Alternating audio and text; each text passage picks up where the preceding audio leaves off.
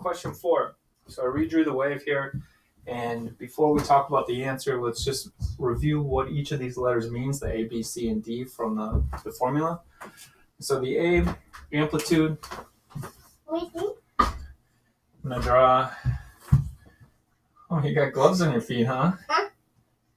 And on your hands, they match. Okay, so a generic wave here looks like this. The amplitude is how far up and down that it moves from this sort of center line.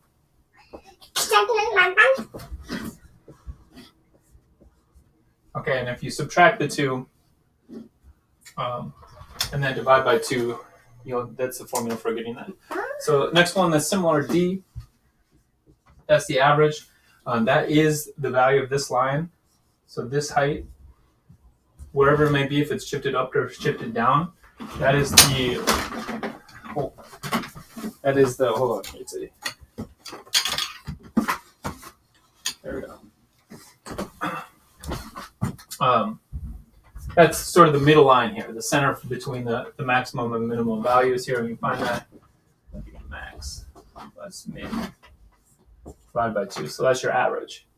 Now, the next one here that's easiest to find, this one is your frequency.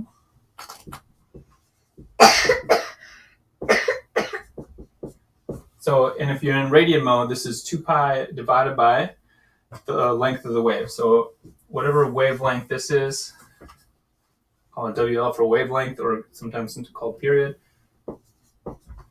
2 pi would be normal, and so you divide by how long the one that you have is, and it serves as sort of a conversion factor for plugging for the numbers that we're using here in for X. Last one, phase shift.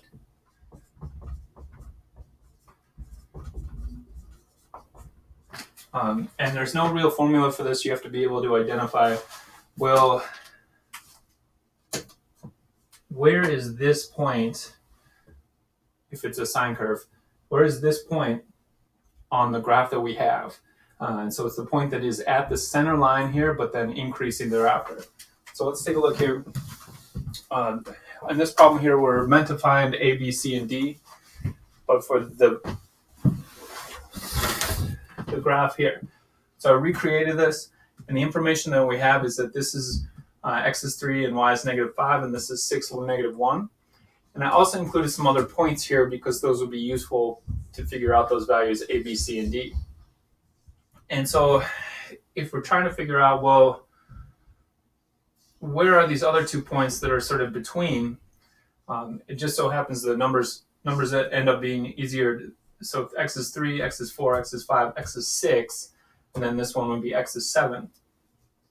Now, the y values, though, which happen to be the amplitude here, so if the center is at -1,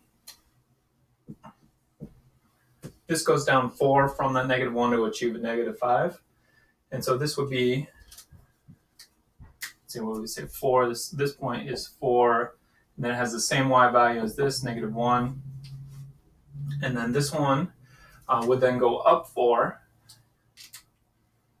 and this would be 5, 3. Okay, and then this point here would be 7, let's see, -5. Okay, so those points right there are going to be helpful in figuring out the values of A, B, C, and D. And a sine